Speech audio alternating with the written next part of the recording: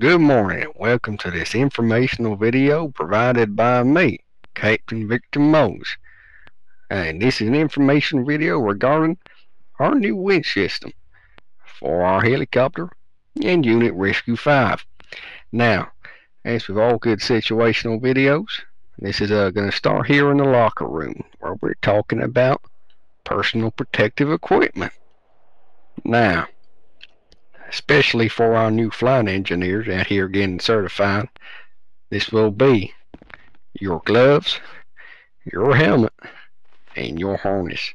Now that doesn't mean we can skimp on over sections like your boots and tucking in those damn boots. You better blouse them.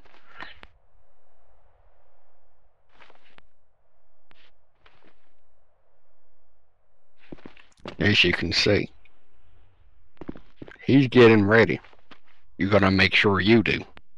As you can see behind me, this is our air unit, Rescue 5. At this time, this is our only capable rescue helicopter, and this will be the one we'll be demonstrating the use of the winch system today. Walk with me.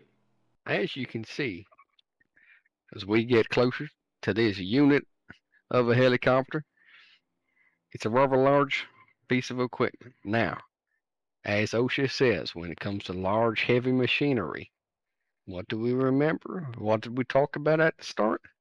PPE. Gordon, can you pass me my helmet? Perfect. Now we have reached the helicopter. This is where we're going to start talking about our important things like flight patterns, flight itineraries, and your active crew members. Here comes our pilot now. There you go, mate. This is our flight pilot for today. How are we doing today, Croydon? Oh, mate, we are ready to fly this bird, I tell you what. Now, isn't that good to hear? Now, we should also look at his PPE. Let's have a look. Look at that. Okay, gloves, helmet, and boots. As we can see now, our pilot is currently doing his safety checks. He's doing 10 and 20-point checks on all of his machinery for his helicopter. How are the equipment checks going? Oh, good, mate. Just checking the gear bag's full.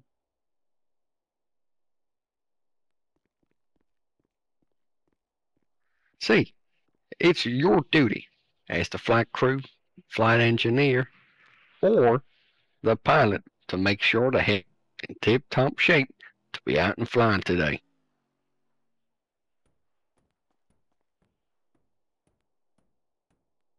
Maintenance must always be scheduled with your supervisors. Don't go doing it yourself.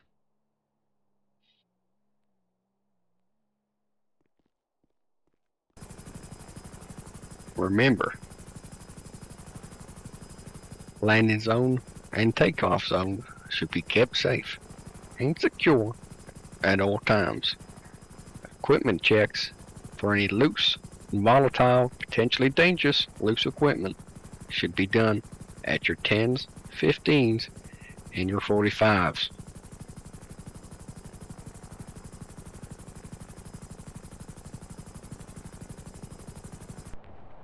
Welcome. Now, we are helicopter side on our landing pad down here, and we're going to be talking about the winch system itself for Rescue 5. Okay, now, as you can see here, we have a single point double locking winch hook on here. Okay, this has several safety points, and they can be covered further in our pamphlets. Okay, now, past that, as you can see, we have multiple attachments for this. These clip directly onto your harnesses provided by the quartermaster here at the Special Enforcement Bureau. These harnesses are your lifeline. They will be checked. They are a vital part of your PPE. Now, the pilot will initiate any and all active winch systems, and by doing that, he will ensure they are linked to your active system. By ensuring the pilot attaches your active winch system, he will power it on, he will ensure it's working operation, and when the time is right, he will hand over your control to your flight engineer, which today is me, Captain Victor Mose. As you can see, I have attached a water rescue basket onto the side of our helicopter here. This basket is primarily used for water rescue. Now, it's not only used for water rescue. Let me put down my toolbox. Okay, now, this here basket can be used in a variety of different ways. Okay, primarily by our ESD flight crew, and they will be ensuring safe departure from the water by the basket itself. The basket fits one person, okay? One person, one bundle of gear, an animal, if that way inclined. Now, past that, we have several other pieces of equipment inside the helicopter ready to be attached by the flight engineer himself. We'll do the next one. As you can see, we have now fitted a litter to our winch system, being perfectly demonstrated by one of our active flight crew today down here at the SEB shed. Now, the litter is perfect and to be used for any and all aerial operations. You can use it for mountainside recovery. You can use it for any and all injured persons. The litter is your do-all. Okay. The litter itself fits one average to heavy-set male or female, as displayed here by a heavy-set male today. Now, as an active flight engineer, you may be needed to go up and down with patient. Now, in these aspects, you can hang on tight. At this point, you are capable of signaling up to your active helicopter for a second flight engineer, or if you have full winch control via a remote board, you can control your descent and ascent from and to the ground. Safety points. You have several points of tension on this here litter, okay? On each of our anchor points. 1, 2, 3, 4. On each 4 of the anchor points, the weight of the litter, the patient, puts stress on all 4 anchor points. Those anchor points transfer to our main winch hook.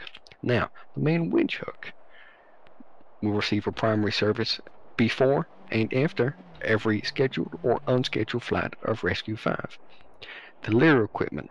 We carry multiple sets of litter equipment, baskets, and expendable winch hooks, but they should still be checked if you only have one set on board.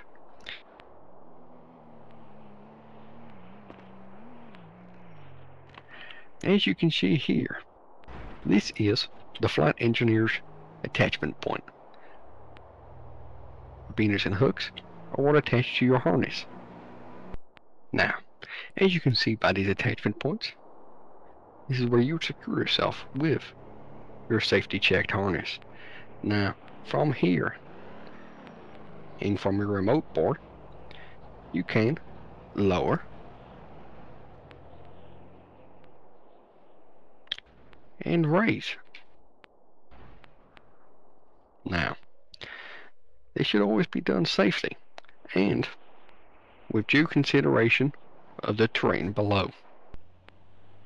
As you can see from this very position, these are our active flight engineer and flight crew seats, right here by the right side door. Now, from this door, is all of our active winch systems. Okay, you've got all our controls to our rear left, including our hydraulics. Okay, now that's the main brain of what needs to be serviced. And that will be done by our quartermaster and his service crew. Past that, you can see the winch and letter in front of me. The winch and letter itself can easily be attached from inside the helicopter by pulling the winch inside of the helicopter during flight. Now, you will be properly secured, but remember to do your 4-point checks. Where are your feet? Where are your hands? You got your PPE on, and use those eyes. Make sure you don't see nothing bad. As you can see by a lovely volunteered friendly firefighter here, we talk about manual handling. Now, while I'm carrying this 180-pound man, I'm going to make sure talk about how we do that. Okay, now you got to make sure you keep that back straight, those arms locked, those elbows together. You keep those legs firmly planted. Don't go rolling around on the balls of those feet. Okay, it's in an ice skating rink. Now, what I'm going to do from this position that I've got him firmly baby carried into my chest here. Okay, so I'm going to reach forward with one hand, leaning back slightly. Okay, and from that, I'm going to clip myself in, and I'm going to clip him to the other side of the winch just there. Okay, ready? We'll demonstrate like this.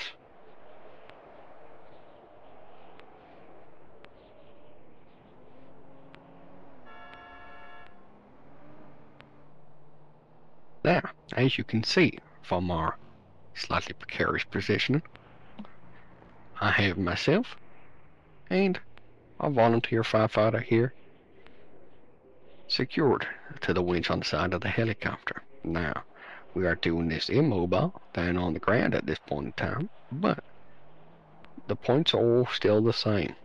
You keep your hands firmly on the winch line.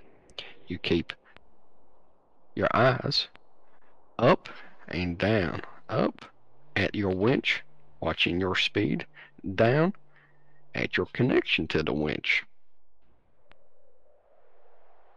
Now, upon reaching the summit of the winch here, let's reach out to your cameraman, or what would be your secondary flight crew, and you're going to pass off the patient here. They will slide them, secure them, and tether them to the helicopter on the inside. Thank you, Mr. Firefighter. Now, as you can see over the sunny state of San Andreas in the city of Los, we have many opportunities for rescue out here. Now, you will be caught out for everything and anything, but keep in mind, they are all the same in principle. You use the litter, you use the basket. You go down there and you, with your manual handling in mind, pick up that patient themselves. But everything will be coordinated. We coordinate with your pilot, your flight crew, and you as the flight engineer. As you can see, I'm in a rather precarious position, but this is your job. You, as flight crew, flight engineer, or even our flight paramedic. But now that you're dangling precariously a few hundred meters up off the ground, you have a lot of things to be aware of. Like I said, we look up and we look down. Looking down, I have my flight connection. This is my connection to the winch itself. Above me, I have my eyes on my winch system. I have full control. Okay? If I don't have full control, another flight engineer does. Okay? Never panic. This is what we train for, remember. Hello there. Now, talking about the basket, as we hover over this slightly choppy water today, as I'm seated, okay, I am technically not securing this basket, which means your patient won't be either. So, thinking about that point, we have to make sure that we get that patient from the water all the way up to the helicopter. Now, the way we do that, the basket comes up and we pull the basket inside. Your flight crew, you, your flight engineer, everybody but the pilot is going to help pull this basket up onto the deck inside, okay? Once up in the deck inside, you can remove them and tap them inside, provide them any aid they need. Probably get them a blanket, because my guess is it's probably down cold in the water today.